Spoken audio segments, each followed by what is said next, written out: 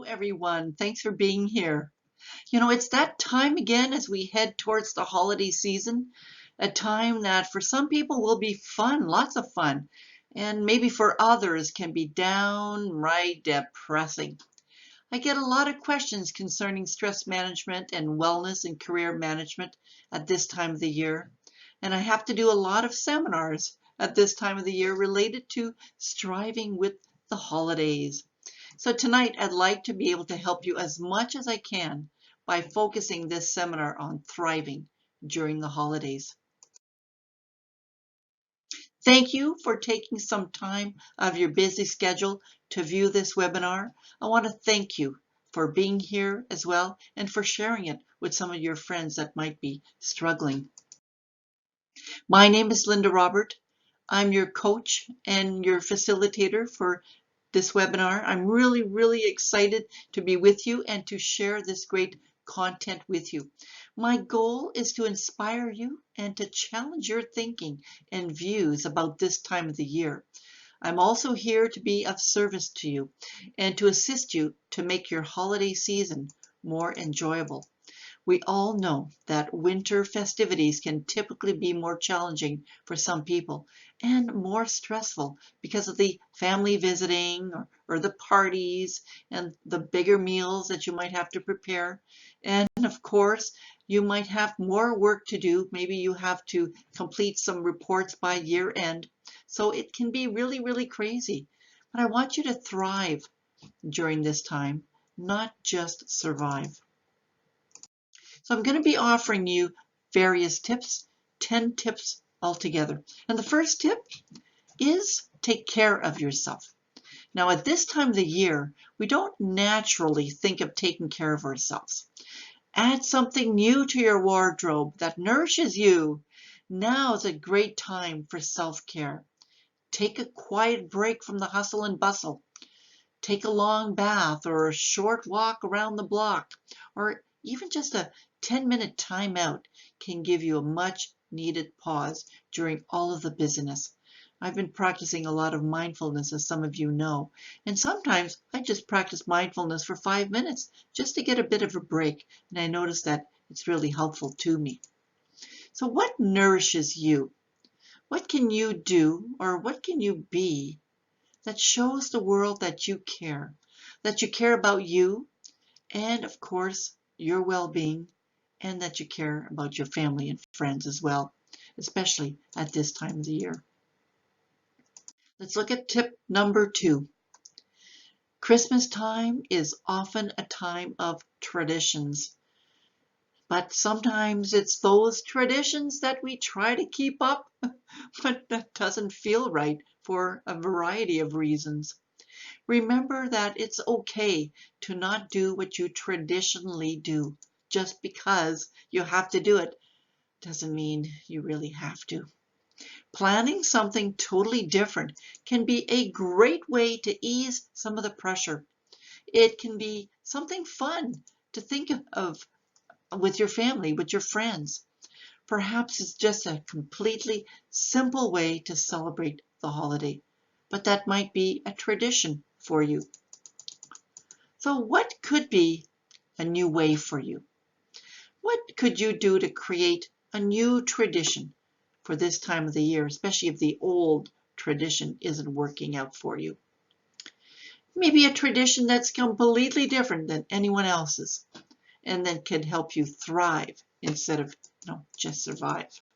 So think about adding some new traditions, maybe even getting rid of some old traditions.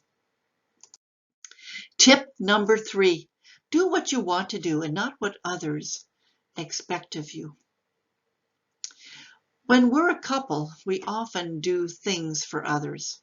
Let's face it, many of us are who we are because of others' way of being. We are who we are because that's the way they want us to be, and that's who we've become, a reflection of what others expect of us. So this year, make it about you. Yes, be selfish. Do what you want to do. You, the real you, even if it means doing nothing or creating the best holiday ever. Make it about what you want. And you can discuss these things, of course, with your spouse or your family. Share your opinions. Do what you want to do and not what others want you to do, just because that's expected. So what is required of you so you can do what you want to do? Might you have to speak up more? You might have to. You might have to say, you know what?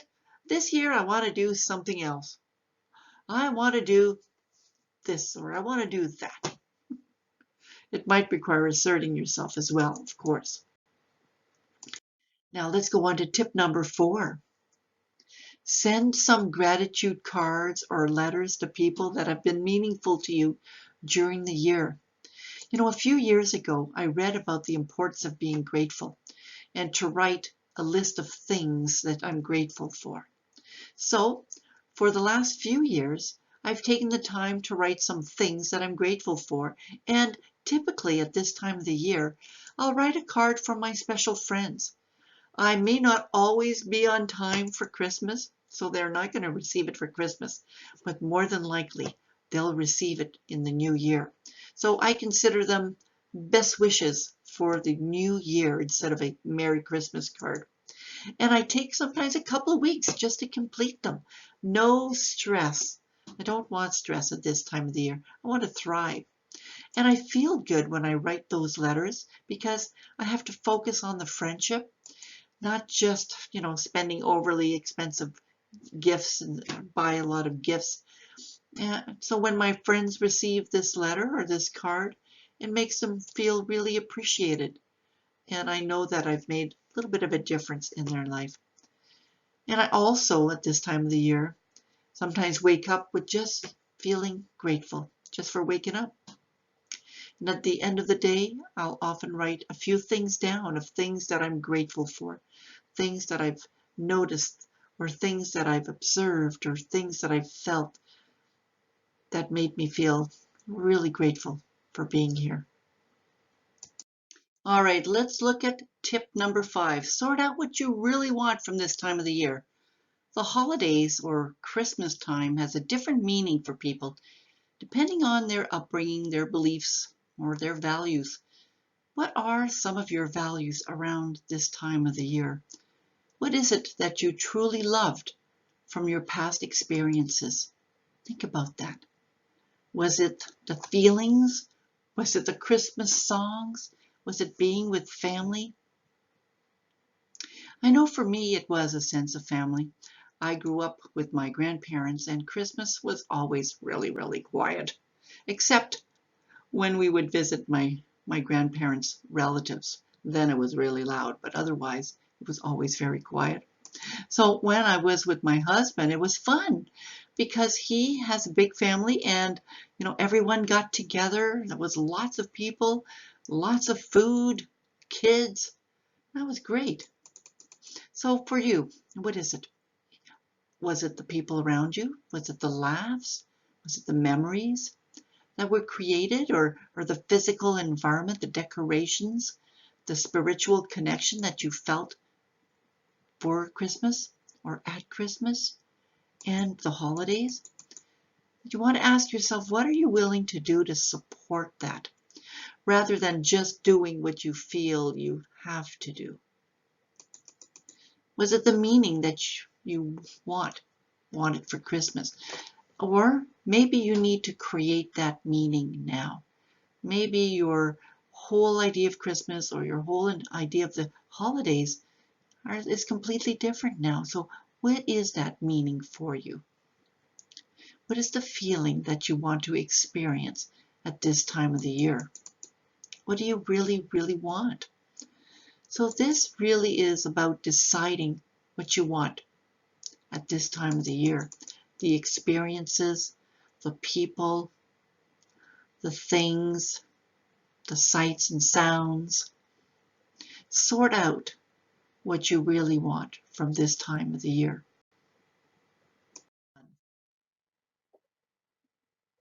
Now, let's take a look at tip number 6. Too often we feel we have to see everyone and do everything during the holiday season and then suffer that that holiday letdown in January. Well, who says it's got to be that way? No one. Or maybe it's our mother's voice in the background, or our father's voice, or that's always been the way it's been. So give yourself permission to take it easy during the next few weeks if you're tired, or give yourself permission to take a break if you need to. Then you can plan a potluck or a games night or something really simple that keeps you connected with your friends after the holiday rush. So you don't need to be rushing through the holidays. You can take it easy. And when you feel that you have a bit more time and a bit more energy and you're a little less stressed, then you can plan to see some of your friends in the new year. And then you might want to make it a fun night. So it doesn't really have to be December 25th, right? Nowadays, more families are celebrating on different days, making the Christmas day a quieter day for them. Quiet can be really good, especially at this time of the year. That might give you the energy you need to thrive instead of just survive. Tip number 7. Well, what can I say? I love this picture. Maybe you just want to read or watch TV. What a great time to just chill out, to take your mind off things. So you can do anything you want to do. What is it going to be for you? Tip number 8 is to free yourself from the expectations and the pictures of the past. I like this picture. I never look back. It distracts me from the now. So don't allow yourself to dwell on the past or to concentrate on what you don't have. I used to spend quite a few holidays by myself, and I survived them by shifting my own perception of what they should be. I took them as a few free days where I could do something that I always wanted to do.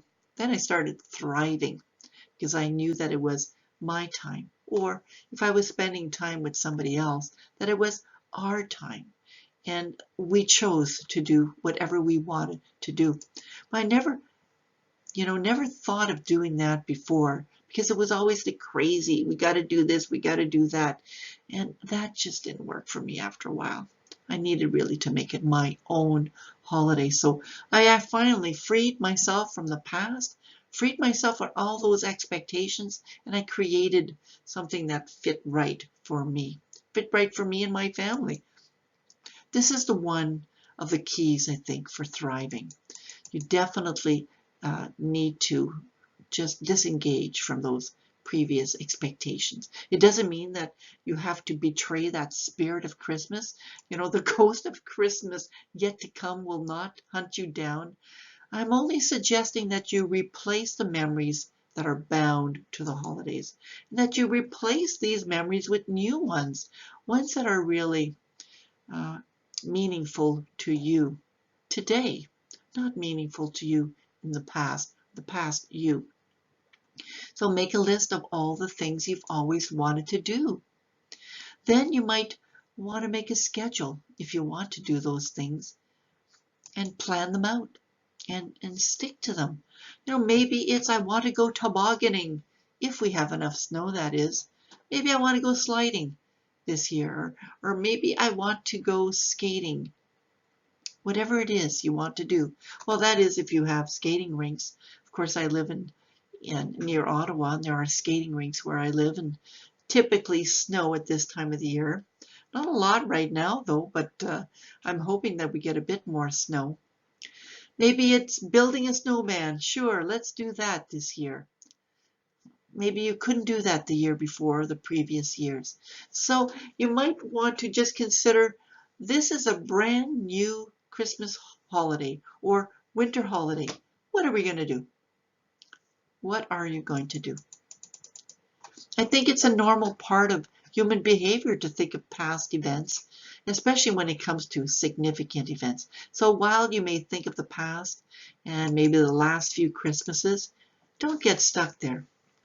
Think about the things and people around you that you have in your life right now, and concentrate on the present moments.